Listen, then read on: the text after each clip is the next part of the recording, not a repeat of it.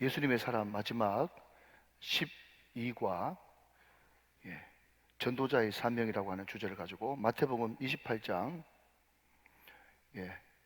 오늘 주보에는 18절부터 20절까지 되어 있는데 19절, 20절만 받들어 봉독하도록 하겠습니다.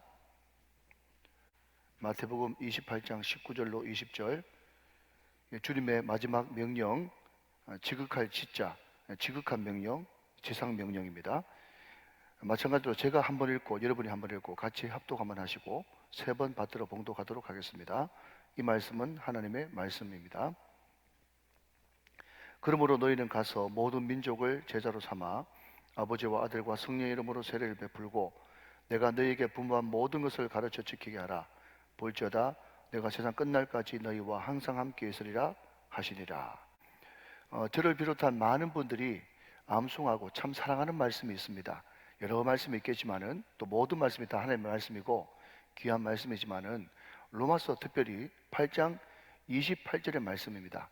암송한 분들이 많겠죠? 암송하신 분들은 암송하시고 또 암송 못하신 분들은 앞을 보시면서 저와 같이 한번 받들도록 하겠습니다. 시작. 우리가 알거니와 하나님을 사랑하는 자 곧 그의 뜻대로 부르심을 입은 자들에게는 모든 것이 합력하여 선을 이루느니라. 아멘. 얼마나 귀한 말씀입니까? 그래서 많은 신앙의 선배들이 이 말씀을 주석하고 또 해석하고 자기 나름대로 방식대로 자기 뜻대로 이렇게 해석해내는 그런 구절들이 많더라고요. 특별히 위트머스라고 하는 학자가 이 구절을 해석하기를 이렇게 해석했습니다. 보시죠. 모든 일 자체가 좋지 않을 수 있다. 다시 말하면 모든 일 자체가 다 자기에게 좋을 수만 없다는 거죠. 그러나 하나님은 믿음을 가진 자들의 궁극적인 이익을 위해서 그것들을 조화롭게 할 것이다.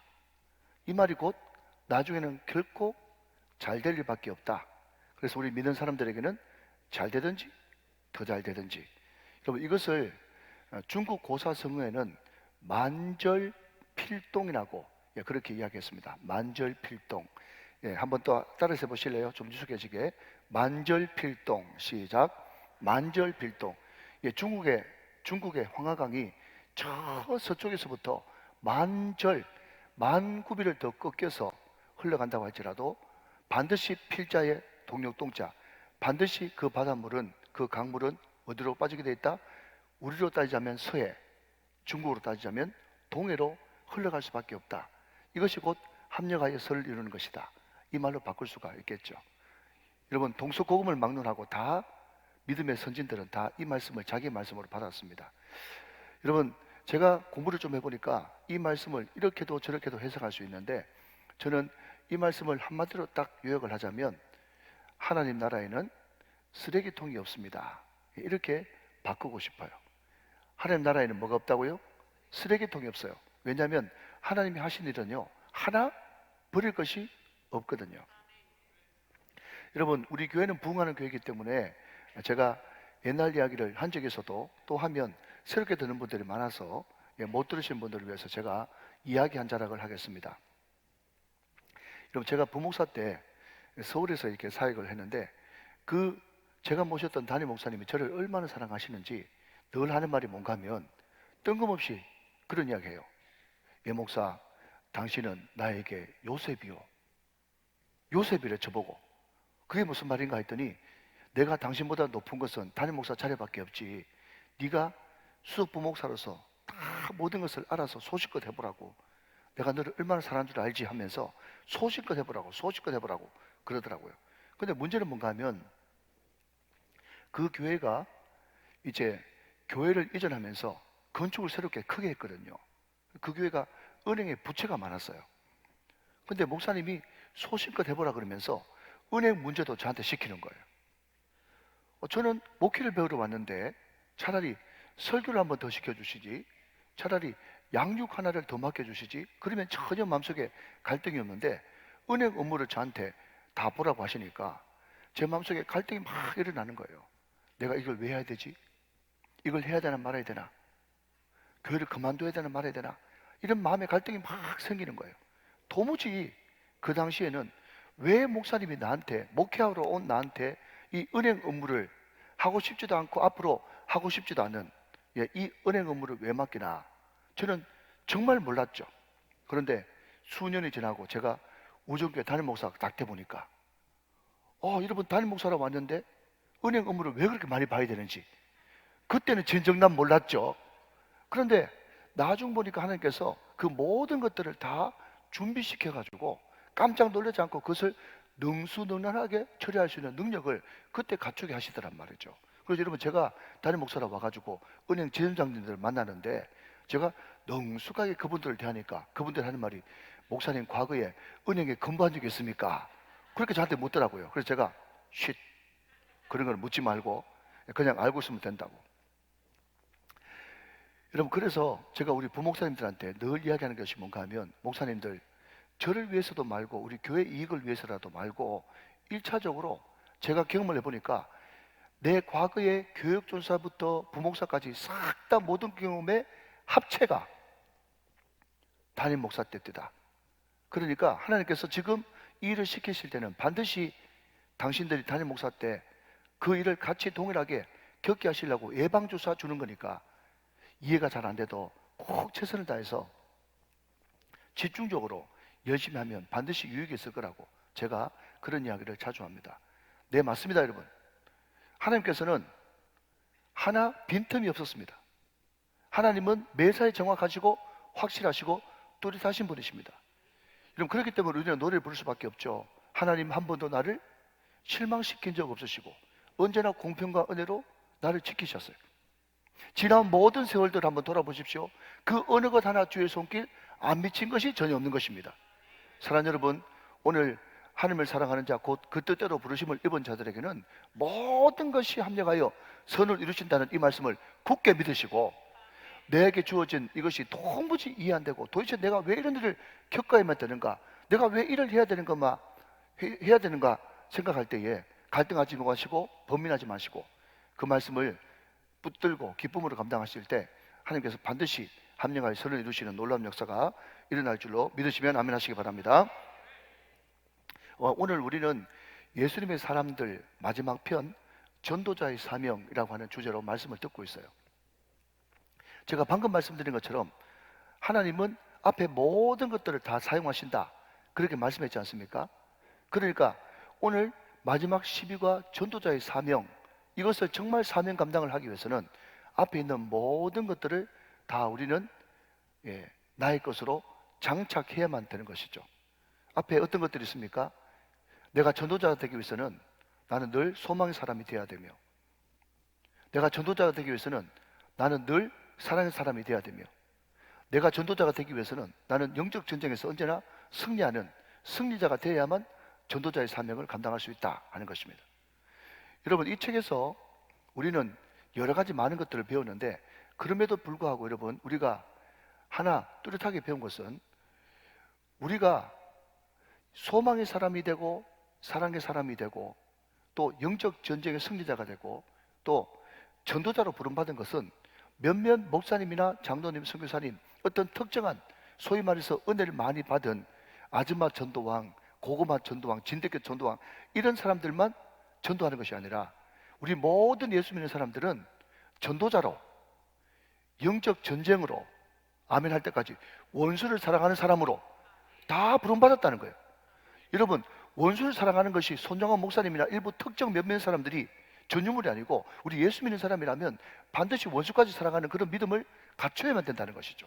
그러니까 우리는 특별한 사람으로 부름받은 것이 아니라 원수까지 사랑하는 것, 영적 전쟁에서 승리하는 것, 전도자, 이것이 다 우리 예수 믿는 사람에게 누구나 주어진 사명이다 하는 것입니다. 그래서 여러분 종교개혁자들은 이렇게 이야기했어요. 성도들을 한마디로 말씀드리면 다 사역자로 부름받았는데 사역자는 두 종류밖에 없다는 거예요. 한 사람은 안수받은 사역자가 있고 한 종류의 사람은 안수받지 않은 사역자, 두 종류의 사역자밖에 없는데 우리는 안수받은 사역자를 목사라고 부르고 안수받지 않은 사역자를 평신도라고 부르는데 성경에 여러분 평신도란 말 있어요 없어요? 말귀를 못 알아들어요? 여러분 성경에 평신도라고 하는 단어가 있어요 없어요?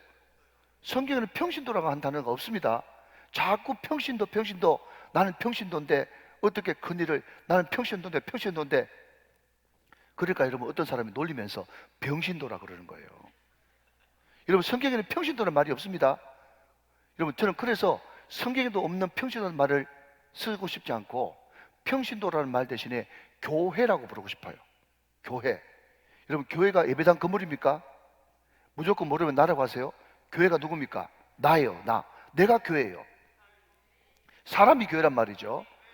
자, 여러분 그러니까 교회가 뭐냐고 물으신다면요, 하나님의 택함을 받은 사람, 부름받은 자의 모임, 택함 받은 자들의 모임이 바로 교회라는 것입니다. 자, 그러면 여러분 우리는 무엇으로 택함 받았죠? 또 두 가지입니다. 한 가지는 영접하는 자, 곧 그 이름을 믿는 자들에게는 하나님의 자녀가 되는 권세를 받았으니, 여러분 우리가 택함 받은 것은 두 가지인데, 첫 번째는 하나님의 자녀로 택함을 받았고, 또 하나는 내가 택함 받은 애가 너무 크기 때문에 이 놀라운 은혜와 사랑을 모르는 자들에게 전도자로서, 하나님의 보내신 전도자로서 택함을 받았다는 거예요. 자, 여러분 오늘 전도자의 사명이라고 하는 주제로 말씀을 드릴 텐데, 그렇다면 우리가 전도자로서 부름받은 것이 맞고 택함 받은 것이 맞다면 우리는 과연 어떤 준비를 하고 어떤 자세를 가져야만 우리가 전도자의 사명을 감당할 수 있을 것인가, 그것을 말씀을 통해서 살펴보기를 원합니다. 자, 여러분 첫 번째로 가장 먼저 우리는 우리의 얼굴을 준비해야 됩니다. 뭘 준비해야 된다고요? 우리의 얼굴을 준비해야 돼요. 여러분 제가 그 말씀을 드리는 이유가 뭔가 하면, 우리가 여러분 제9가 소망의 사람의 주제 성구가 어딘가 하면 마태복음 13장 44절 말씀이에요. 자, 여러분 앞을 보시면서 같이 한번 읽어보실까요? 시작. 천국은 마치 밭에 감추인 보화와 같으니 사람이 이를 발견한 후 숨겨두고 기뻐하며 돌아가서 자기 소유를 다 팔아 그 밭을 샀다. 이것이 소망의 사람의 주제거든요. 여러분 어떤 농부가 옛날 예수님 시대 때 말이죠, 밭을 가꾸고 있었는데 갑자기 덜커덩 뭔가 걸리는 거예요. 이게 뭐지 하면서 봐보니까 생전 보지도 못했던, 꿈에도 생각지도 못했던 엄청난 보화 상자가 거기에 있는 거죠. 딱 발견하는 순간 이 사람이 그냥 거의 본능적으로 그것을 다시 묻고, 중요한 것은 기뻐하며 돌아와서 자기의 소유를 다 팔아서 그 밭을 샀다. 그것이 당연한 것이다. 그 이야기를 지금 하고 있거든요. 여러분 상상력을 좀 동원해 본다면, 이 사람이 자기가 가지고 있는 세간 소유를 다 팔 때 말이죠, 자기 부인부터 시작해가지고 자기 아이들, 일가 친척들, 부모들이 다 뜯어 말렸을 것이에요.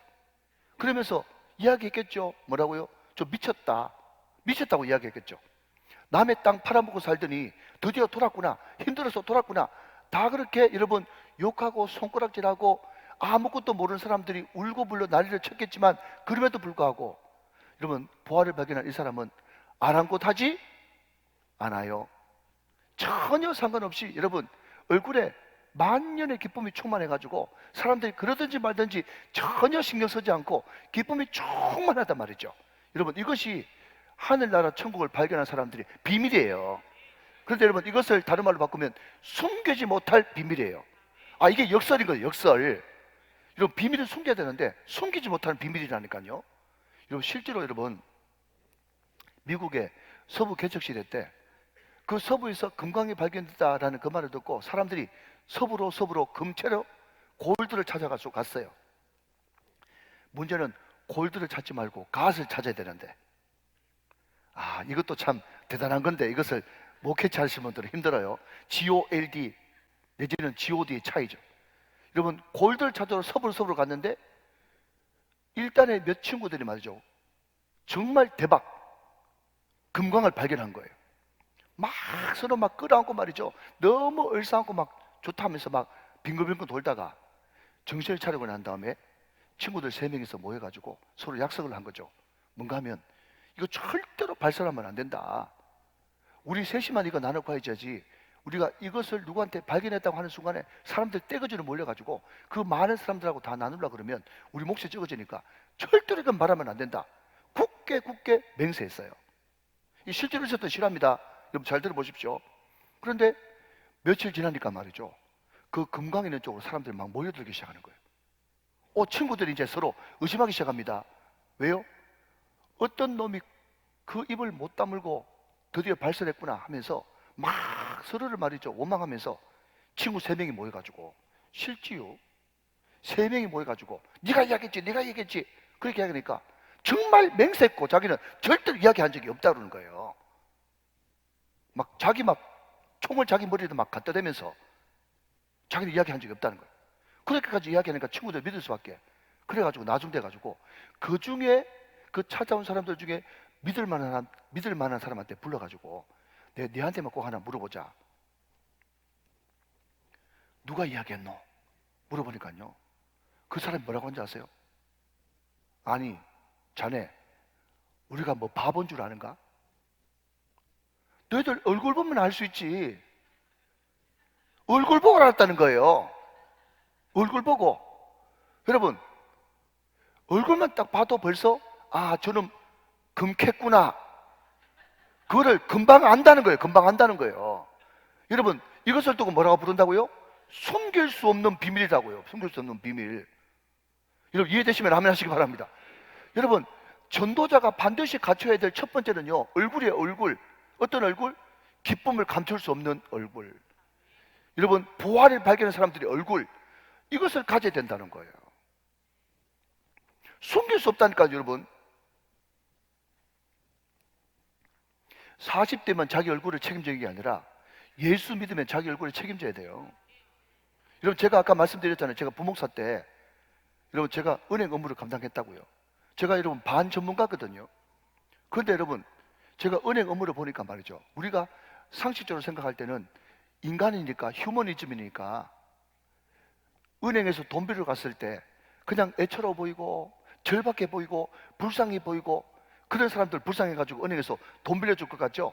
택도 없는 말씀 착각하지 마세요. 여러분 이런 말씀을 드려서 죄송합니다. 제가 미리 죄송하다고 말씀드렸어요. 여러분 은행 가면 어떤 사람한테 돈 빌려주지 않습니까? 저처럼 얼굴이 훤하고 아무것도 없는데도 뭔가 가진 것 같은 그런 사람들한테 돈 빌려준다고. 그러면서 여러분 그 지점장들이 뭐라고 얘기하는가 하면요, 이 돈 빌려줘도 교회에서 못 갚으면 목사님이 자기 아버지한테도 이야기해서 갚겠지, 이렇게 생각하는 사람들한테만 빌려줘요. 여러분 돈 빌릴 일이 천지 없어가지고 호응을 안 하시는데 호응 안 해도 괜찮아요. 여러분 그 사람들 너무 여러분 사람한테 이런 이야기해서 죄송합니다만 귀신같이 합니다. 귀신같이. 돈 있어 보이는 사람하고 돈 없어 보이는 사람. 물론 여러분 서류나 그 모든 것들을 다 갖춰가지고 그 안에 들어가야 되겠지만 딱 얼굴 보면 말이죠, 저 사람이 뭔가 있겠지, 믿는 구석이 있겠지, 아버지한테도 돈 빌려가지고 주겠지, 이런 사람한테만 돈 빌려줘요.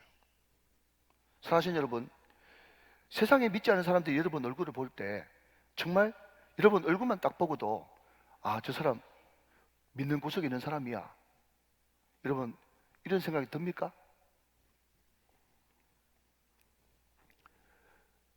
우리가 상식적으로 생각해봐도 밥 한 끼를 먹어도 긍정적인 사람, 밝은 사람, 얼굴에 기쁨이 넘치는 사람, 그런 사람하고 먹고 싶지.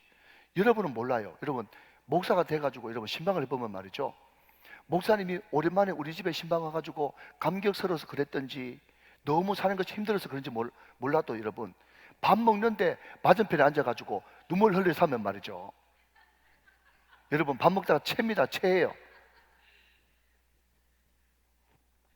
여러분 우리가 궁극적으로 여러분 전도자가 되기 위해서는 사람을 만나야 되잖아요. 누구든지 사람은 말이죠, 긍정적인 사람, 기뻐하는 사람이 호감이 되어주고 마음이 열리는 것입니다. 오늘 저와 여러분들이 천국을 이미 발견한 사람이고 오늘 이 책의 핵심이 나는 죽고 예수로 사는 삶이에요. 천국이 우리 마음속에 들어와 있는데 어떻게 기뻐하지 않을 수가 있단 말입니까? 사랑하는 여러분, 오늘 저와 여러분이 찬양이 언제나 흘러넘쳐서 감사가 언제나 흘러넘쳐서 여러분 항상 은혜로 얼굴이 환해지시는 천국 같은 얼굴의 소유자들이 다 되시기를 주 예수 그리스도의 이름으로 축원합니다. 축복합니다. 자, 둘째로 전도자가 갖춰야 될, 또 반드시 준비되어야 될 또 신앙 자세와 태도. 두 번째는요, 어떤 문제보다도 나와 함께 계시는 하나님, 나와 함께 계시는 예수님, 나와 함께 계시는 성령님, 그분이 더 크다는 것을 반드시 믿어야만 되는 것입니다. 자, 여러분 오늘 본문을 다시 한번 보시면 19절 20절 말씀, 그러므로 너희는 가서 모든 민족을 제자로 삼아 아버지와 아들과 성령의 이름으로 세례를 베풀고, 20절, 내가 너에게 분부한 모든 것을 가르쳐 지키게 하라. 볼지어다 내가 세상 끝날까지 너희와 항상 함께 있으리라 하시니라. 그랬어요. 자, 여러분 오늘 이 말씀이 지상명령인데, 이 지상명령이 땅지자가 아니라, 또 땅지자의 윗상이 아니라 지극할 지자예요. 그러니까 지상명령이 뭔가 하면 우리 주님이 마지막으로 우리 성도들에게, 오늘 저와 여러분들에게 마지막 뜻을 다 모아가지고 지극정성으로 신신당부한 말씀, 이게 지상명령이거든요. 그런데 여기에는 엄청난 명령 한 가지와 엄청난 약속 한 가지가 같이 있어요. 여러분, 엄청난 명령이 뭡니까? 모든 민족으로 제자 삼아라. 이게 엄청난 명령입니다. 그리고 엄청난 약속 한 가지가 뭐죠? 내가 세상 끝날까지 너희와 항상 함께 있으리라. 이것이 엄청난 약속이에요. 여러분, 우리가 가만히 생각해봐도 지금도 모든 민족을 제자 삼으라, 이것은 불가능에 가까운 어마무시한 이야기입니다. 여러분, 지금도라고 제가 말씀드렸는데 왜 지금도라고 하는가 하면, 지금 얼마나 과학이 발전했습니까? 교통수단이 발전했습니까? 또 정교하고 전도하고 선교하기에 유용한 도구들이 얼마나 많습니까? 그런데 지금으로부터 2000년 전 예수님 시대 때는요, 비행기도 없었습니다. 모든 민족 전 세계를 복음하려고 그러면 비행기 타고 움직여야 되는데 비행기도 없었어요. 그때는 예배당도 없습니다. 성경책도 없습니다. 성교비도 없습니다. 아무것도 없는 무예요. 무에서 뭐라고요? 모든 민족 열방을 제자 삼으라 그러니까 이것은 불가능한 일이에요. 그러나 여러분, 전도자의 사명, 전도자의 자세는 뭔가 하면, 아무리 주님께서 불가능한 일을 명령했다고 할지라도 그 어떤 사건과 어떤 문제보다도 하나님이 우리와 함께 계시다고 하는 이것이 더 강력하고 더 크고 더 힘있는 약속이라는 것을 믿는 사람만이 전도자가 될 수가 있는 것입니다. 그래서 여러분, 제가 누누이 말씀드린 것은 우리 예수 믿는 사람들이 받는 축복 가운데 가장 큰 복은 뭐라고요? 임마누엘, 하나님이 우리와 함께 계시다. 여러분, 이것이 가장 큰 축복인 거예요. 여러분, 지금은 깨끗하게 문제가 해결됐지만 저는 한때 의사한테 암입니다 이런 이야기까지 들어본 사람이에요. 이런 믿음은 있는 것 같은데 말이죠, 의사가 암입니다 말 한마디 하면 거기에 고마 가슴이 쿵 무너져 가지고 지극히 작은 자가 돼버리는 그런 사람들이 한둘입니까 여러분? 저보다 훨씬 더 큰 문제에 부딪힌 사람도 있었겠지만 저도 적지 않는 부채 때문에 눌려받고 지금도 이런저런 많은 문제들이 나를 죽이려고, 나를 삼키려고 저를 억누르고 짓누르고 있어요. 그러나 그럼에도 불구하고 하나님이 제 증인이신데, 하나님이 나와 함께 계신다, 하나님이 지금도 나와 함께 계신다고 하는 이 믿음이 저한테 있기 때문에 어떤 말도, 어떤 송사도, 어떤 여러분 모욕과 어떤 정죄도 저를 무너뜨릴 수 없었고, 저는 의여시 주님 앞에 지금도 서 있습니다. 할렐루야. 이 임마누엘, 하나님께서 함께 하시는 이 역사가 여러분 가운데 믿음의 실제가 되시기를 주님의 이름으로 축원합니다. 여러분, 사도행전을 한번 읽어보십시오. 거기 보면요, 온통 하나님께서 함께 하시고 하나님께서 직접 일하신 역사들이 절비하게 기록되어 있습니다. 여러분, 빌립이 에도피아 내시를 만났을 때 광야로 이끌어 가신 분이 누구십니까? 성령 하나님이세요. 하나님께서 관건적으로 그냥 빌립을 이끌어 가신 거예요. 여러분, 사도행전 10장에 보면 베드로가 고넬료, 이방인 최초의 세례자를 만드는데 말이죠, 그때 베드로가 온몸을 거부했습니다. 하나님께서는 베드로에게 보따리 환상까지 보여주시면서 성령에 이끌려 고넬료한테 가고 그 사람들한테 말씀 전했더니 그 이방인에게도 동일하게 성령께서 역사하시는 그런 하나님의 뚜렷한 증거를 보고 이방인 최초로 예수 믿는 세례자가 되었습니다. 여러분 사도행전 16장으로 넘어가면 거기에 바울이 등장하죠. 바울이 여러분 아시아에서 복음이 너무 잘 전해져 가지고 내가 여기가 좋사오니 여기서 마음껏 복음 전해야겠다 생각했는데 예수의 영 누구? 성령께서 막으셨어요. 성령께서 복음 전하는 것을 막으셨다니까요. 그 와중에 하나님께서 마게도냐인의 환상을 보게 하시면서 건너와서 우리를 도우라.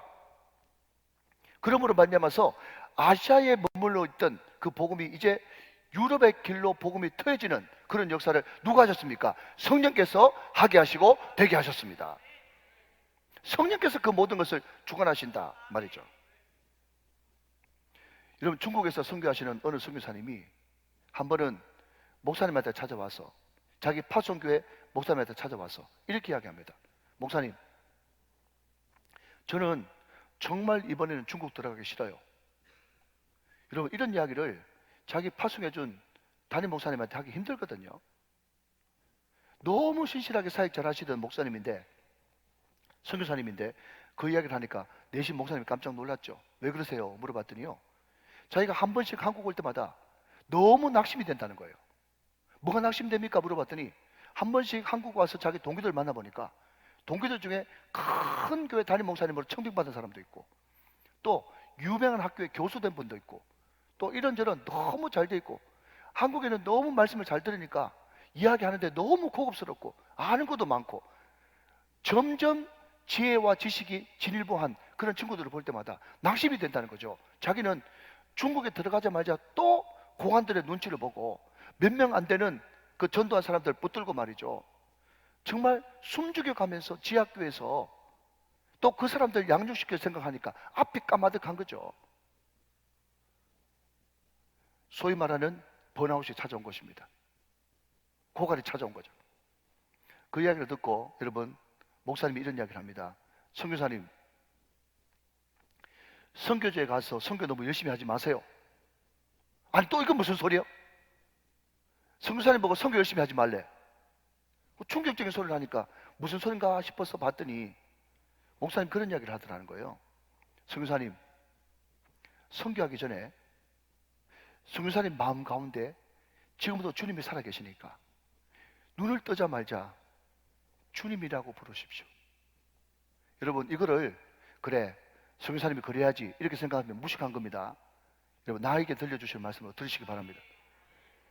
나는 죽고 예수로 사는 삶을 살아가야 되니까 여러분 눈 뜨자마자 내 안에 계신 주님 앞에 주님이라고 이름을 부르십시오. 그리고 지금도 나와 함께 계시는 그 주님 앞에 주님 내가 어디로 가야 되죠? 주님 내가 어디로 머물러야 되죠? 오늘 나에게 어떤 걸 하기를 원하시죠? 내가 어떻게 영혼들을 섬겨야 되죠? 그것을 늘 물으면서 주님과 동행하는 삶을 살아라는 거죠.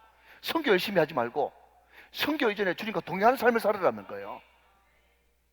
그래서 제가 늘 뭐라 말씀드렸어요? 하나님은 일꾼을 부르지 않고 예배자를 부르십니다. 예배의 성공자가 인생의 성공자예요. 여러분 우리가 정말 여러분 일을 하기 전에 이 예배 시간을 통해서 주님의 음성을 들어야 되는 거예요. 그렇게 1년, 2년 그분 앞에 머물러 그분과 동행하는 삶을 살게 되면 한국에 돌아왔을 때 자연스럽게 내가 예언자는 아니지만 감히 예언 한마디 하겠습니다. 잘 들으십시오. 여러분의 동기 목사님들이 당신이 주님과 동행했던 그 이야기를 들려줄 때 이구동성으로 말하게 될 것입니다. 뭐라고요? 선교사님, 우리 교회 와가지고 지금 나한테 했던 말 그대로 우리 성도들에게 좀 해주십시오 라고 하는 초청이 엄청나게 들어오게 될 것입니다. 아, 그 목사님 방법을 아는 분이죠.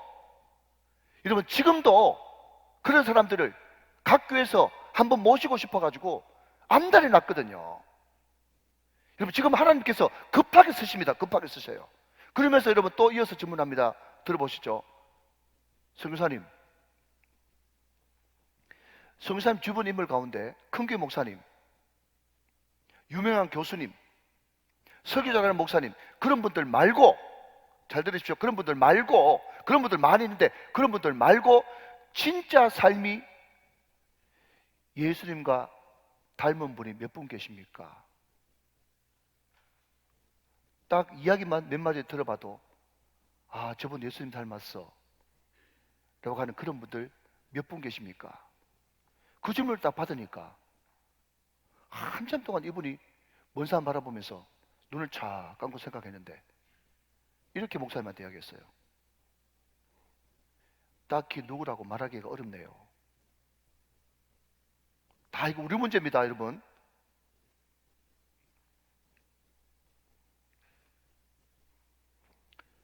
요한계시록에 보면 라우디게아 교회가 나오죠. 그 성도들이 스스로 뭐라고 생각하지 아십니까? 요한계시록 3장 17절 말씀에 보니까 내가 말하기를, 내가가 누구죠? 라우디게아 교회 교인들, 성도들이 말하기를 나는 부자라 부요하여 부족한 것이 없다 그랬어요. 여러분 스스로 이 정도 이야기할 정도 되면 교회가 컸던 모이죠. 사람들이 많이 모였던 모이죠. 돈이 많았던 모이죠. 그 교회 유명한 사람 많이 다녔던 모이죠. 그런데 우리 주님이 그 이야기 듣고 뭐라고 이야기하는지 아십니까? 계속 한번 이어서 볼까요? 하나, 내 공부한 것과 가련한 것과 내 가난한 것과 눈먼 것과 벌거벗은 것을 내가 알지 못하는도다.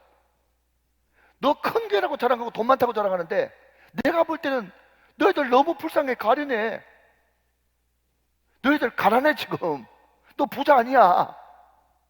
그러면서 우리 주님께서 요한계시록 3장 19절 20절 말씀에 뭐라고 말씀하시는가 하면 무릇 내가 사랑한 자를 책망하여 징계하노니, 그렇게 여러분 부자라고 떵떵 떠들고 있는 사람 하나님께서 책망하고 싶은데 왜 책망하는가 하면 내가 사랑한 자를 책망한단 말이죠. 내가 사랑해서 책망한단 말이죠. 이게 우리와 주님과의 차이점이야. 그러므로 내가 열심을 내라, 회개하라. 여러분 그러면서 주셨던 말씀이 이 유명한 말씀이요. 볼지어다 내가 문 밖에 서서 두드린단 말이죠. 지금 여러분 이것이 여러분 구원 초청하는 말씀이 아니고 라우디게아 교회 회개하라고 주신 말씀이에요. 너희들이 지금 나를 문 밖에 내놓고 있단 말이죠. 큰 교회라고 여러분 돈 많다고 큰 소리 뻥뻥 치면서 나를 문 밖에 내놓고 있는 거예요. 주님 없는 부흥이에요. 주님 없는 부흥. 내가 지금 문 밖에 서서 두드리는데 누구든지 내 음성을 듣고 문을 열면 내가 너에게로 돌아가 너와 더불어 먹고 너는 나와 더불어 마시리라. 사랑하신 여러분, 왜 하나님께서 큰 교회인 라우디게아 교회 칭찬하지 않고 네가 작은 힘을 가지고도 나에게 충성했다고 하는 빌라델비아 교회를 여러분 평가하실까요? 여러분 죄송하지만 우리 교회는 여러분 서울에 있는 교회처럼 그렇게 한꺼번에 몰려들기가 여러분 쉽지 않아요. 여러분 신도시 막 새로 개발된 그런 데처럼 여러분 하루에 여러분 50명씩 100명씩 오는 것이 쉽지 않습니다. 그러나 그럼에도 불구하고 여러분 우리는 가장 성경적이고 가장 모범적인 교회, 작은 힘을 가지고도 하나님 앞에 죽도록 충성하는 교회, 빌라델비아 같은 그런 교회가 여러분 돼야 될 줄로 믿습니다. 여러분 시골에 있는 조그마한 교회 목사님들 여러분 100명도 안 되는 그분들 모시고 그러면 여러분 동네 다 합쳐봤자 300명밖에 안 되는데 그러면 그 교회는 여러분 저주받았습니까? 주님은 그렇게 평가하지 않는다는 거예요. 여러분 우리 교회가 우리 대한민국에서 제일 큰 교회는 될 수 없지만 예수 가장 잘 믿는 교회는 될 수 있잖아요. 여러분 한밭제일교회 이영환 목사님이 여러분 제가 몇 번 간증을 했습니다마는 발음도 못 알아들어요. 구강 구조가 이상해가지고. 여러분 이분 소원이 뭔지 아세요? 하나님 내가 300명 목회할 수 있겠습니까? 내가 몇 명 목회하든 상관없이 내가 대전에서 한국도 아니고 대전에서만큼은 제일 주님 사랑하는 사람 되게 해주세요. 그게 그분의 소원이었어. 그런 본질적인 여러분 고민을 안고 끌어안고 기도하니까 하나님께서 여러분 그런 사람을 들어가지고 대전에서 가장 큰 교회를 만드시잖아요. 할렐루야. 사랑하는 여러분 기도하십시오. 내가 최고는 될 수 없지만 내가 예수 제일 잘 믿는 사람 되고 싶습니다. 그것은 누구든지 할 수 있는 거예요. 어떨 때 가능합니까? 이제 12가 마지막인데 대답을 못하면 안 돼요. 나는 죽고 예수로 사는 삶. 24시간 주님 바라보기. 15분에 한 번씩 주님 생각하기. 오늘 주님이 나에게 뭐라고 말씀하셨는지 적어보기. 그것을 여러분, 이분은 예수 동행 일기라고, 여러분 그거 하고 싶어가지고 5년 일찍 은퇴해가지고 계속 다니면서 예수 동행 일기 적으라고 그렇게 권면하고 도전하고 있어. 여러분 생각해 보십시오. 자, 우리 가장 사랑하고 만만한 우리 손 집사님 한번 대답해 보세요. 우리 손 집사님이 우리 권사님하고 이제 어디 여행을 가요. 차 타고 여행 가는 거 좋아하시죠? 예, 고개를 끄덕여 보세요. 자, 그런데 2시간 동안 여행 갔어요. 여행 가는데 권사님하고 한마디도 안 했어요. 그냥 예를 드는 겁니다. 권사님하고 한마디도 안 했어요. 자, 그러면 그게 정상입니까? 이상한 겁니까? 이상하죠? 그죠? 가족여행 가자. 5월달에 가정의 달을 맞아가지고 가족여행 가자 해가지고 가족여행 갔는데 한 3시간 동안 어디 갔는데 가족끼리 한마디도 없어. 그게 여러분 정상입니까? 비정상입니까? 그게 비정상이에요. 무슨 말인가 하면요, 주님이 내 안에 계신데 하루 종일 한 말씀도 안 하신다. 이게 뭐예요? 여러분,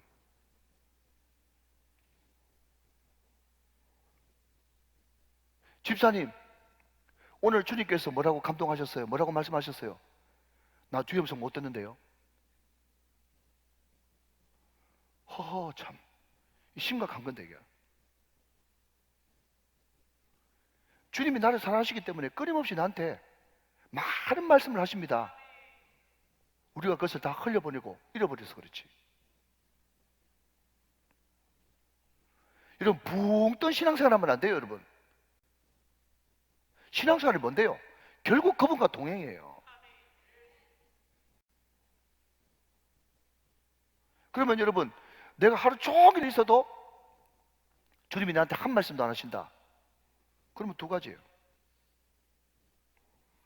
주님과 나 사이에 문제가 있든지, 아니면 나는 믿는다고 내 안에 주님 계시다고 굳게 이야기하지만은 실제로는 안 계시든지. 사실 여러분 주일낮에 이런 무거운 말씀 드려서 죄송한데 나중 돼가지고 여러분 후회해도 소용없어요. 지금 말씀 듣고 내 안에 정말 주님 계시는가 점검하셔야 돼요. 여러분 이게 축복이에요. 믿으시면 아멘. 나중 내가 아차 하면 큰일 나는 거예요. 여러분 아차차 했다가는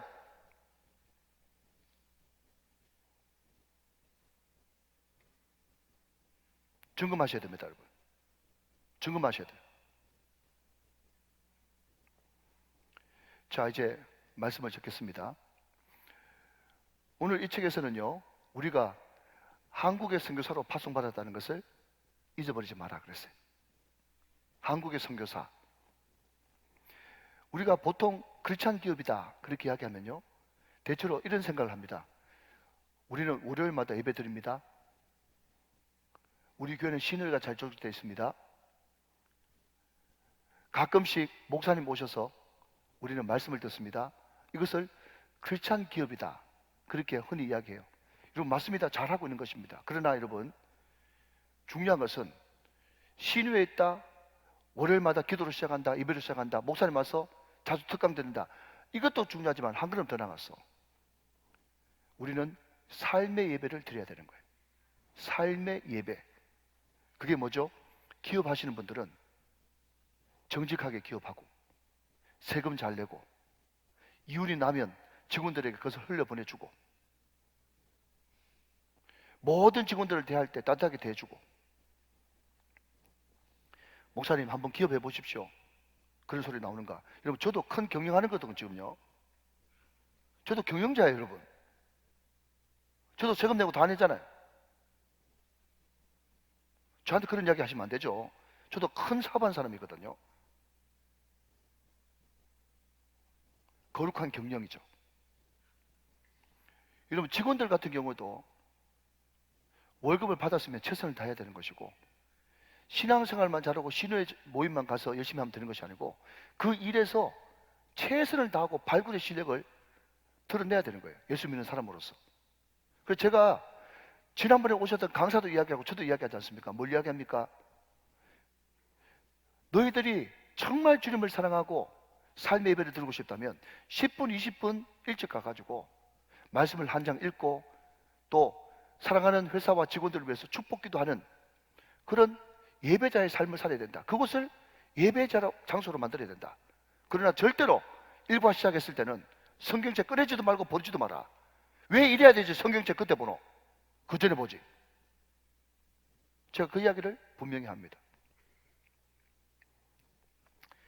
여러분 이 책에 보면요, 구한말 시대 때 한국교회 초기 때 음영수라고 하는 영수가 한 분 계셨어요.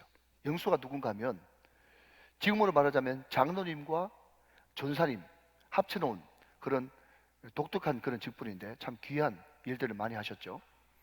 그런데 이분의 원래 직업이 뭐였다고요? 마부였어요. 마부. 근데 자기 주인이 왕족이었거든요. 그 왕족한테 이 마부가 예수 믿으라고 권면했어요. 그랬더니 그 왕족이 이 마부인 음영수를 말이죠, 조롱하듯이 예수를 믿으면 너 같은 쌍놈이 양반된다더냐? 그렇게 하면서 놀렸다고 하지 않습니까? 그때 이 음영수가 하는 말이 나리 우리 예수 믿는 야소교의 그 정신은 그런 정신이 아니라고. 내가 쌍놈이 양반 되려고 예수 믿는 것이 아니라 내가 더 마부 일을 열심히 하기 위해서 내가 예수를 믿는 것입니다. 그 이야기를 했더니 그 택함 받은 자 그 왕족이 그 말에 너무 감명을 받고 예수 믿고 여러분 성동교회 4대 담임 목사가 되었어요. 여러분 이것이 바로 한국의 선교사로 부름받았다고 하는 그 말의 의미인 것입니다. 여러분 저는 개인적으로 우리 자녀들을 위해서 기도할 때 하나님 우리 자녀들이 뭐 되게 해주십시오, 뭐 되게 해주십시오 그렇게 기도하지 않습니다. 들으신 분도 많겠지만 우리 못 들으신 다음 세대를 위해서 제가 2분만 쓰겠습니다. 저는 우리 자녀들을 위해서 뭐 되게 해주십시오, 뭐 되게 해주십시오 그렇게 기도한 적이 한 번도 없어요. 하나님 저는 다만 주님 앞에 순박한 기도를 드리는데 우리 자녀들 뭐가 되든지 간에 자기가 행복하게 할 수 있는 그 일을 선택할 것이되 우리 자녀들을 위해서 간절히 기도하오니 주여 소박하게 기도하는데 우리 자녀들 5개 국어만 할 수 있도록 은혜를 주십시오. 5개 국어. 자 다시 손가락 다 내셔야 되죠. 손가락 내보세요. 손가락 내보세요. 다 손가락 내보세요. 따라합시다. 영어, 중국어, 스페니쉬, 아랍어. 자 하나는 좀 어려운 말입니다. 아프리카 말을 이렇게 불러요. 따라합시다. 스와힐리어. 시작. 스와힐리어. 이게 아프리카 말이거든요. 그러면 왜 목사님이 우리 자녀들을 위해서 5개국 할 수 있도록 기도하냐? 그렇게 하겠더니 영어 세계 공용어입니다. 이거 못하면 여러분 전화 못 받는 거랑 똑같아요. 중국어 하면 여러분 본토 사람들, 흩어진 사람들 화교 다 합쳐가지고 20억 커버됩니다. 글로벌 언어예요. 여러분 스페니쉬 하면요 남미 다 커버됩니다. 아랍어 하면 중동 다 커버됩니다. 여러분 스와힐리어 하면은 아프리카 다 커버됩니다. 그러니 여러분 이 5개국어를 해서 뭘 할 거냐라고 물으신다면 우리 자녀들이 여러분 비즈니스를 하든 선교사를 하든 뭘 하든 상관없이 어떤 직업을 가지되 자기 행복한 것을 선택할 것이나 하나님 간절한 마음으로 원하오니 어딜 가든지 그 나라 말로 복음 전할 수 있는 선교사적인 삶을 살게 하여 주시옵소서. 이것이 저의 기도 제목이고 우리 자녀들을 위한 간절한 바람이에요. 사랑하는 여러분 이 생각 자체가 전도자로서의 사명을 가진 것이고 이 생각 자체가 우리가 선교사적인 삶을 지금 살고 있다는 것을 의미하는 것입니다. 오늘 조합원들에게 이 은혜가 같이 넓게 깊이 공유되시기를 주 예수 그리스도의 이름으로 축원합니다. 축복합니다. 축원합니다.